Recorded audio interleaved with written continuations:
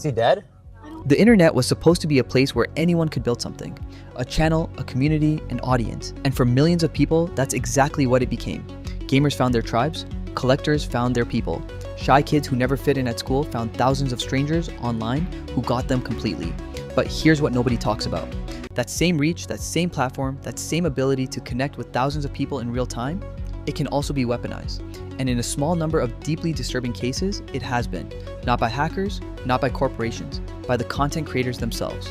Tonight, police following a disturbing trail of online clues to find out why Randy Starr trapped and killed 3 of his co-workers at this grocery store. Today, we're looking at cases where people who built YouTube channels and streaming audiences crossed into real-world tragedy, and examining what those platforms did, what warning signs existed, and what it tells us about the systems we've all handed so much power to. Entire era, so I tried to convey that with each brush stroke. It has to look like a murder. Stephen McCulloch. Stephen McCulloch had been a YouTuber since April 2010. His channel, VoteSaxon07, a name referencing a Doctor Who meme, was exactly what you'd expect from a passionate fan. Toy reviews, collectible breakdowns, detailed analysis of Doctor Who merchandise, action figures, sonic screwdriver, replicas. Every video opened the same way. Hello viewers and random Doctor Who fans. He had a genuine community. By 2022, the channel had accumulated over 658 videos, 15 million total views, and a subscriber base of around 37,000 people. He'd even appeared on the BBC television show Robot Wars. He was consistent, knowledgeable, and trusted by his audience. In 2022, McCulloch also started adding gaming live streams to his content mix. His audience was used to seeing him live, present, interacting with them in real time. That familiarity, that baseline of trust, would become the foundation of what prosecutors later described as a sophisticated and calculated deception. On December 18th, 2022, McCulloch's channel went live with a stream titled Violent Night, Christmas Live Gaming Stream.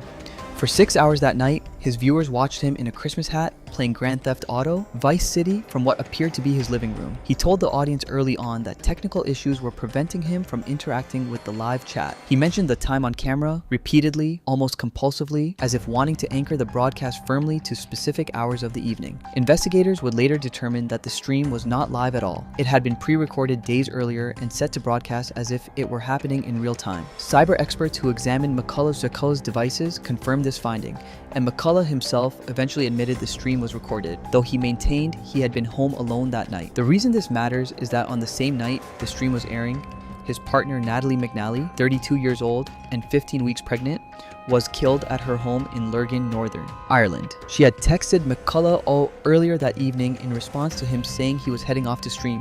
Her reply was, "Good luck, I might have a sneaky peek later." When police first looked at McCulloch as a potential suspect, they checked his alibi. A 6-hour live stream on YouTube, timestamped, visible to thousands of subscribers. They crossed him off their list. It was only after further investigation, CCTV footage, taxi records, and the forensic examination of his devices that the picture began to unravel.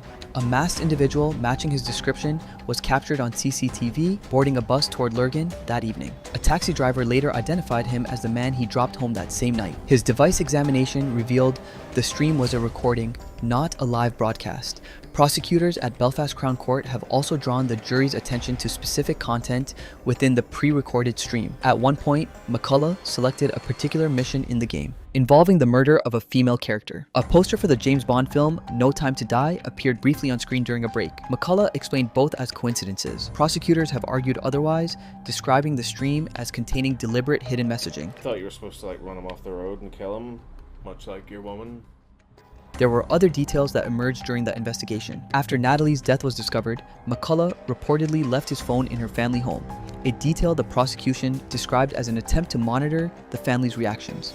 He also posted a toy review video to his channel just weeks after the killing, continuing his content schedule as if nothing had happened. McCulloch has pleaded not guilty.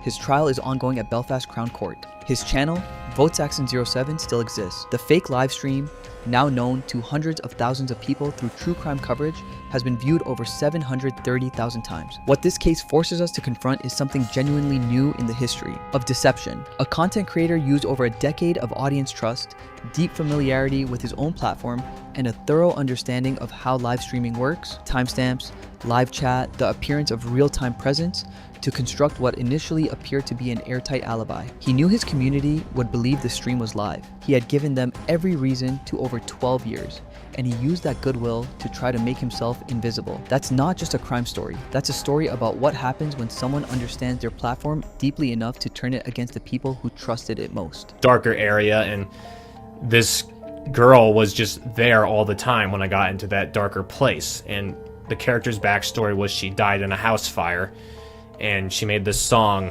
called Remember. It's a song that basically sums up her death. Randy Stair. If the McCullough case is about deception, about hiding something terrible behind a clean digital surface, then the case of Randy Stair is the exact opposite. Randy Stair didn't hide anything. He put everything online, in detail, for months. And that might be the most troubling part of his story. Randy Stair was born in September 1992, Dallas, Pennsylvania. He was described by those around him as quiet and introverted. He graduated high school in 2011, attended Luzerne County Community College for 3 years studying mass communications, and worked a part-time overnight shift at a Weis Market supermarket, a job his father had arranged for him, which he kept for 7 years. By most visible measures, he was living a very ordinary, very quiet life. But online, Randy had built a world. His YouTube channel Pioneers Productions, run under the pseudonym Andrew Blaze, was a real creative project. He taught himself animation, he made sketch comedy videos. One early collaboration was featured on a bigger channel and pulled more than 118,000 views. He seemed, briefly, like someone who might find his audience. Over time, his content evolved into a full animated series called Ember's Ghost Squad, a fan creation based on a cartoon character from Nickelodeon's Danny Phantom. He voiced the main character, hired other voice actors, and built an elaborate, ongoing story. The creative effort involved was significant. He was clearly talented and clearly deeply invested in what he was building. But Randy was also struggling in ways that never found a real outlet. He dealt with complex questions about his identity, including gender dysphoria that he discussed on camera, but never addressed in his personal life. I hate their crotches, I hate the way their body structure is, I hate them being really muscular and jacked. You know, I just always hated guys. They just disgust me. Honestly, guys are just the most disgusting thing on this. He lost both parents within a short period. He was deeply isolated and had been since childhood, and he had developed what can only be described as a break from reality, in which he genuinely believed a fictional cartoon character was communicating with him and asking him to take violent action. He began documenting all of it on his channel. He posted videos expressing deep admiration for the perpetrators of the 1999 Columbine High School massacre, the kind of content that today would trigger immediate moderation on any major platform. He posted videos of himself handling firearms. He wrote journal entries and uploaded them. He posted a video titled Supermarket Tour June 7th, the day before the shooting, in which he filmed himself walking the aisles of his workplace. He labeled other uploads suicide tapes. He produced a 42-minute animated film depicting a mass shooting at a school and released it on the day of the attack. Said, I hate the fucking world. What an inspiration. I would have killed to have met the guy. I think we would have connected. He tweeted, "Goodbye humans" on the morning of June 8th, 2017, along with links to all of his documentation. Nobody intervened. That morning, at the Weis Market in Eaton Township, Pennsylvania, Randy Stair took the lives of 3 of his co-workers, Victoria Brong, 26, Brian Hayes, 47, and Terry Lee Sterling, 63, before taking his own life. One co-worker, Kristen Newell, survived. I to ask her if she had heard it. And when I had turned, I saw Randy at the end of the aisle with his gun, and I had saw Victoria on the ground. District Attorney Jeff Mitchell called it a mental health situation that utterly spiraled out of control. An actress who had voiced one of his cartoon characters received an email from Randy less than an hour before the attack, thanking her for her work and explaining that by the time she read it, he would be gone. The question this case leaves behind isn't really about Randy Stair, it's about the systems that were supposed to catch what he was broadcasting. He didn't hide his intentions, he cataloged them, uploaded them, and organized them for anyone who searched his name. He was crying out through every platform available to him for someone to intervene. The platform served his content up. The algorithm recommended his next video. Nobody with the ability to act saw what was being built in plain sight. 3 people went to work on the night shift and never came home. Hello everyone, this is me, Naturals Electra 89, talking to you, friends and haters and everyone else. Came home. Pekka Erik Avinen. The year is 2007. YouTube has existed for 2 years. Moderation infrastructure is in its earliest stages. The platform is a genuinely open frontier. Extraordinary creative energy alongside almost no systematic oversight of what gets uploaded and what it might be signaling. Pekka Erik Avinen was 18 years old, a student in Finland, active online under the username Sturmgeist89. He uploaded a video to YouTube with a title that was not ambiguous in any way. It named his school, it named the act he was planning, it included the exact date.